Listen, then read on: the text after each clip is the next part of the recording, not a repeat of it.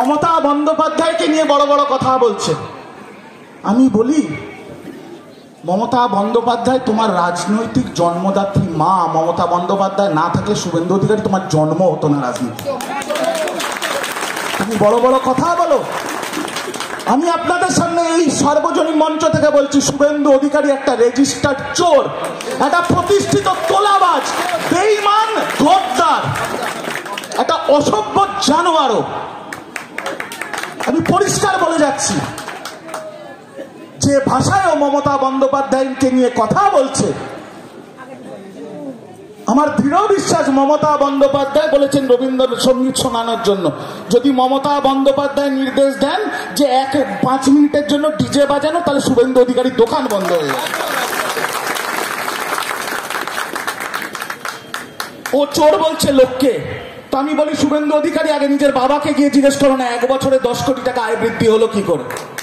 একটা কথা স্লোগান প্রচলিত আছে জানেন তো বাংলায়, চোর চোর চোরটা শিশির বাবুর ছেলেটা। এখন নতুন হয়েছে, শুভেন্দু ও চোর, শিশির ও চোর, পুরো অধিকারী গোষ্ঠীটা চোর। বড় বড় কথা এদের। কি অস্তিত্ব আছে বাংলায় এদের? কি জায়গা আছে বাংলায় এদের? কি করেছে বাংলার জন্য বলুন? আর রইল বামফ্রন্ট, সে আবার করছে ইনসাফ সভা। কি হলো? কি অসুবিধা হয়েছে কিছু? আর দুটো প্রশ্ন। আপনারা সবাই জানেন যে বামফ্রন্ট বিরোধী কংগ্রেসের কর্মীদের খুন করে, তাদের গলার নুলি কেটে, সেই রক্ত দিয়ে ভাত মাখিয়ে তাদের মাকে খাইয়েছিল, তারা আজকে ইনসাফ যাত্রা করছে। যারা 6ই সেপ্টেম্বর আপনাদের অভিভাবক, আপনাদের বিধায়ককে খুন করার চেষ্টা করেছিল, তারা আজকে ইনসাফ যাত্রা করছে। তাদের সাথে ইনসাফ ভগবান করে দিয়েছে। যে বামফ্রন্ট পুণ্ডরীকাক্ষ সাহাকে মেরে ফেলার চক্রান্ত করেছিল, আজকে তার হাত ধরেই নবদ্বীপে বামফ্রন্ট শূন্য হয়ে গেছে। ভগবান ইনসাফ করে দিয়েছে। বাংলার মানুষ বামফ্রন্টকে শূন্যে পরিণত করেছে। এরা ইনসাফ করছে। মীনাক্ষী বড় বড় ডায়লগ দিচ্ছে, খুব কথা বলছে, খুব চেঁচাচ্ছে। বলি, কে মীনাক্ষী? মীনাক্ষী নন্দীগ্রামে মমতা ব্যানার্জির বিরুদ্ধে ক্যান্ডিডেট হয়েছিল, জামানত বাজেয়াপ্ত হয়ে গেছিল, তারপরে ফোকাসে এসছে। এখন বড় বড় কথা। আসলে শুভেন্দু আর মীনাক্ষীর একটা কমন প্রবলেম আছে জানেন তো।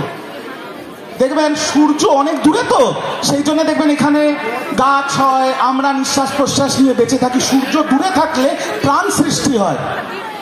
তেমনি সূর্যের আলো, মানে মমতা ব্যানার্জির আলোতে আলোকিত হয়েছিল শুভেন্দু অধিকারী আর মীনাক্ষী। কিন্তু এরা ভুলে গেছে সূর্যের গায়ে হাত দিতে গেলে জ্বলে পুড়ে ছাই হয়ে যাবে। তোমরা তোমাদের অকাত ভুলে গেছো। উনি মমতা ব্যানার্জি, সূর্য, তোমরা চুনো ফুটিও না। ইনসাফ সভা করছে, এত লোক দেখুন ফ্ল্যাগ নিয়ে হাঁটছে। 7 তারিখ এদের নাকি কি যৌবনের ডাকে ব্রিগেড, মানে লেনিন টেনিন পড়াবে মনে হয়। তো সেইখানে এবার যৌবনের ডাকে যে ব্রিগেড হবে, অদ্ভুত ভাবে দেখবেন এদের ব্রিগেডও ভরবে, লক্ষ লক্ষ লোক। তারপরে ভোটের সময় দেখবে বামফ্রন্টের ভোট নেই। তার মানে এই বামফ্রন্টের হারমাত গুলো এখন বিজেপির উন্মাদ, বিজেপির কাছে বিক্রি হয়ে হাঁটবে বামফ্রন্টের মিছিলে, ভোট দেবে বিজেপিকে। চিহ্নিত করে রাখুন এদের। ভোটের নিরিখে দেখুন না, আমি যদি ভুল কথা বলি আপনার ভোটের নিরিখে দেখুন। এত বড় মিছিল, ব্রিগেড ভরিয়ে দিচ্ছে, 23% থেকে 7% ভোট নেমে গেছে, সব ভোট বিজেপিতে চলে গেছে। কি করে? তার মানে যারা সিপিএম এর মিছিল আছে তারাই বিজেপিকে ভোট দিচ্ছে, পরিষ্কার হিসেব। তার মানে যাহা বিজেপি তাহাই সিপিএম, এটা বুঝে নিন। আর বাংলাকে যদি শান্ত রাখতে হয় তাহলে একটাই অপশন, সেটা মমতা ব্যানার্জি আর তৃণমূল কংগ্রেস। এটাও পরিষ্কার ভাবে বুঝে নিন। মমতা ব্যানার্জি হেরিটেজ ঘোষণা করেছে, তার রূপকার এই মঞ্চে বসে আছে। উন্নয়ন করছে মমতা ব্যানার্জি, কাজ করছে মমতা ব্যানার্জি, আর এরা শুধু নোংরামি করছে, মানুষের মধ্যে বিভেদ সৃষ্টি করছে। কি বলেছিল বিজেপি? নারীর ক্ষমতায়ন করব বলেছিল তো মন্ত্রী মমতা ব্যানার্জি, যাকে দেখলে নরেন্দ্র মোদীরও হাঁটু কাঁপা শুরু হয়ে যায়। একমাত্র একজন যে মাথা তুলে দাঁড়িয়ে আছে নরেন্দ্র মোদীর সামনে। একটা হিন্দিতে কথা আছে জানেন তো, रोशनी चांद से होता है सितारों से नहीं, मोहब्बत सिर्फ ममता बनर्जी से होता है और किसी से नहीं। আমি বক্তব্য বেশি দীর্ঘায়ু করব না, শুধু একটা কথা বলবো, যদি আপনাদের এই নবদ্বীপ শহরকে, এই টাউনকে, এই অঞ্চলকে যদি আপনাদের শান্ত রাখতে হয়, যদি সর্বধর্ম সমন্বয়কে বজায় রাখতে হয়, যদি ভাই ভাইয়ের মধ্যে ভ্রাতৃত্বকে বজায় রাখতে হয়, তাহলে দুহাত তুলে মমতা বন্দ্যোপাধ্যায়কে আশীর্বাদ করবে, তৃণমূল কংগ্রেসকে আশীর্বাদ করবে, নইলে এই পরিস্থিতি, এই জায়গা নষ্ট করে দেবে এরা। কারণ এরা মানুষ নিয়ে রাজনীতি করে না, এরা মমতা বন্দ্যোপাধ্যায়, অভিষেক ব্যানার্জিকে গালাগাল দিতে দিতে এত নিচে নেমে গেছে যে এরা বাংলার বিরোধিতা করা শুরু করেছে। এরা বাংলা দ্রোহী, এই বিজেপি, সিপিএম, কংগ্রেস সব কথা। আমার সিম্বলটা দেখুন, ঘাসের ওপর জোড়া ফুল, মানে ফুল। তো ডায়লগটা হচ্ছে, सिंबल फूल देख के तृणमूल को फ्लावर समझा है क्या? तृणमूल कांग्रेस फ्लावर नहीं, फायर है फायर, झुकेगा नहीं, कभी नहीं झुकेगा, खड़ा रहेगा और तुमको हराएगा। এইটুকুই আমার বলার ছিল আপনাদের সকলের সামনে। তৃণমূল কংগ্রেস জিন্দাবাদ, মমতা বন্দ্যোপাধ্যায় জিন্দাবাদ, অভিষেক বন্দ্যোপাধ্যায় জিন্দাবাদ। জয় বাংলা, জয় বাংলা, জয় বাংলা। লিডারশিপে আজকে যে দুটো লিডারশিপ, যুব লিডারশিপ এখানে এসেছে, তাদের বক্তব্যের মাধ্যমেই তাদের পরিচয়টা দিয়ে রেখে গেছে। কিন্তু আমার তৃণমূল কংগ্রেসের সংগ্রামী সাথীদের বলবো, মনে রাখতে হবে, অসভ্য জানোয়ার জড়িত ষড়যন্ত্রকারী সাম্প্রদায়িক বিজেপিটাকে আর ভারতবর্ষে 1 ঘন্টা বসতে দেওয়া উচিত নয়। বিজেপি আপনার শত্রু, আমার শত্রু না, দেশের শত্রু, দেশের শত্রু। মিথ্যা কথা বলে, প্রবঞ্চনা করে, মানুষকে চিট করে ভোট নিয়ে আজ দেশের অবস্থাটা জানেন, সব বিক্রি হয়ে যাচ্ছে।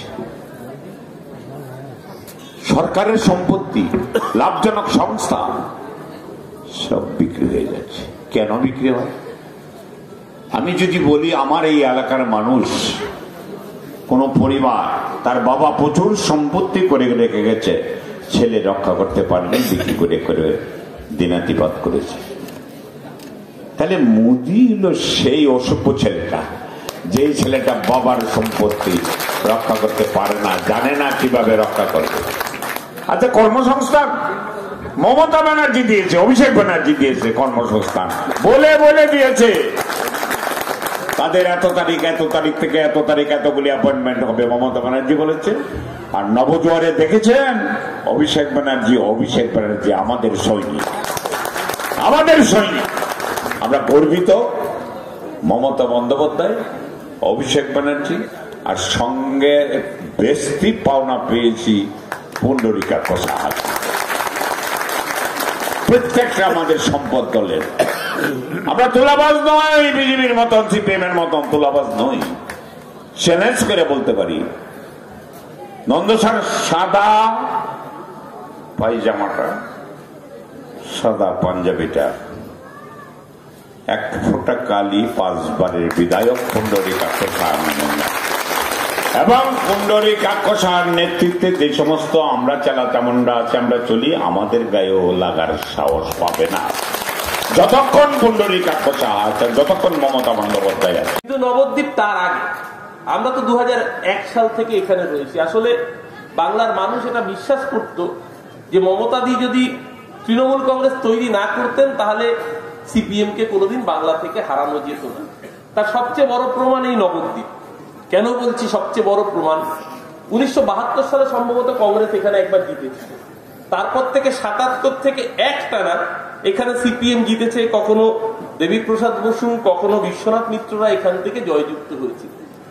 যতদিন কংগ্রেস ছিল, কংগ্রেস কিন্তু এই নবদ্বীপে কংগ্রেসের দক্ষিণপন্থী রাজনীতির একটা বিরাট সমর্থন থাকার পরেও বিধানসভায় জিততে পারেনি। কারণ তারা সিপিএম কে সেভাবে লড়তেই চায়নি যেভাবে মমতা বন্দ্যোপাধ্যায় সিপিএম কে লড়েছেন।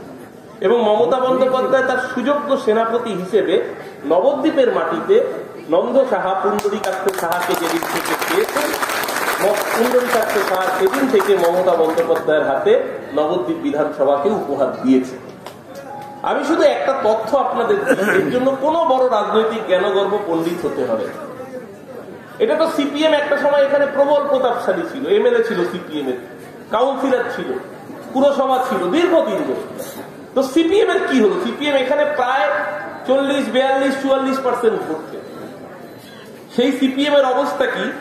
গত 2021-এর বিধানসভা নির্বাচনে যেখানে আমরা পেলাম 1 লক্ষের উপরে ভোট, অর্থাৎ 48% ভোট, সেখানে সিপিএম তার জামানত বাজেয়াপ্ত হলো 8% ভোট পেল। আমি ওই যে মীনাক্ষী দেবী ইনসাফ যাত্রা করেছেন কদিন আগে, রিজু বলছিল যে ওনার ক্রেডিবিলিটি হচ্ছে উনি মমতা ব্যানার্জির বিরুদ্ধে প্রার্থী হচ্ছে। শুধু প্রার্থী হতে তা না, নন্দীগ্রামে প্রায় 2.5 লক্ষ ভোটের মধ্যে মাত্র 4,900, 5,000 ভোটও পায়নি, ওখানেও জামানত বাজেয়াপ্ত হয়েছে। বিরাট বড় ক্রেডিবিলিটি। লোকসভা নির্বাচনে সিপিএম পেয়েছে 6.5% ভোট। কেন বলছি এই কথা?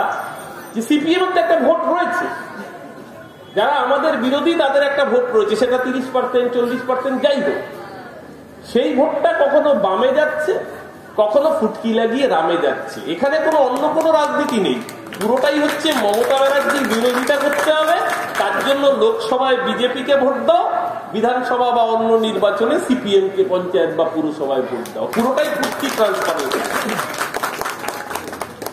একটু আগে রিজু একজন গদ্দারের নাম করে অনেক কথা বলছিল, আমি হঠাৎ করে দেখলাম আসলে ছোটবেলায় দুষ্টু ছেলেরা ওই স্কুলে পড়ার সময় দেখবেন অনেক সময় ষাঁড় বা গরুর লেজ মুচড়ে দিত। বাজে বাজে ছেলেরা, এগুলো করা উচিত নয়। তাতে কি হতো, গরুটা বা ষাঁড়টা রেগে যেত।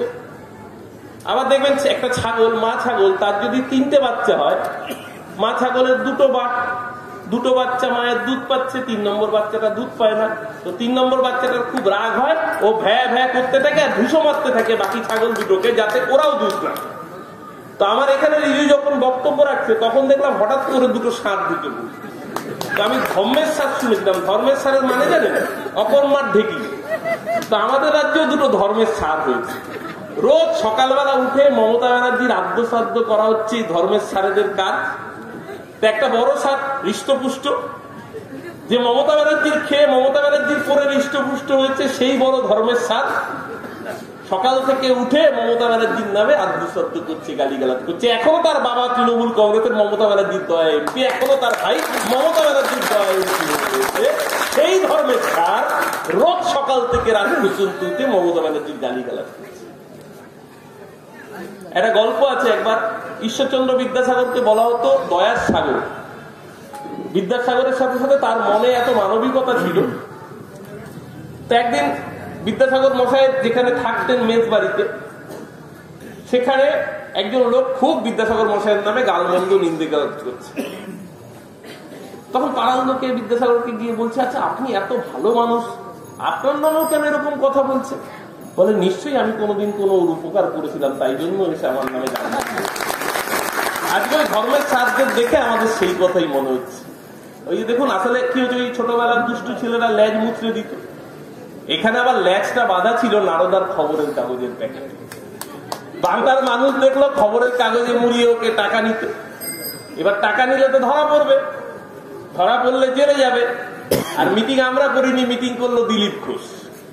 2015 সালে কাঁথিতে মিটিং করে বললো সারদার সবচেয়ে বড় চোরের নাম শুভেন্দু অধিকারী, আমরা বলি।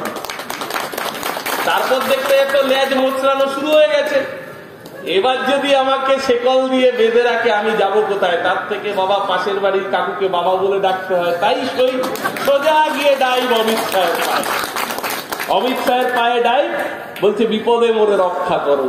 অমিত শাহ বললো, আছে তোর সুন্দর ওয়াশিং মেশিন আছে, এত সুন্দর ডিটারজেন্ট পাউডার আছে, তোর অসুবিধা কি? সবাইকে যখন আপন করে নিয়েছি তুইও চলে আয়।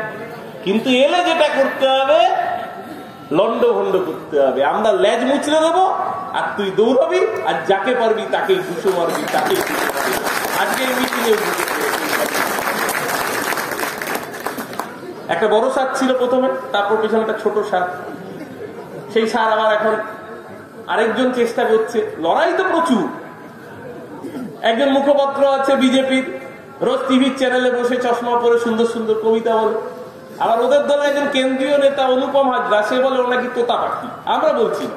শ্রমিক ভট্টাচার্য, সে নাকি তোতা পাখি, বলছে বিজেপির নেতা।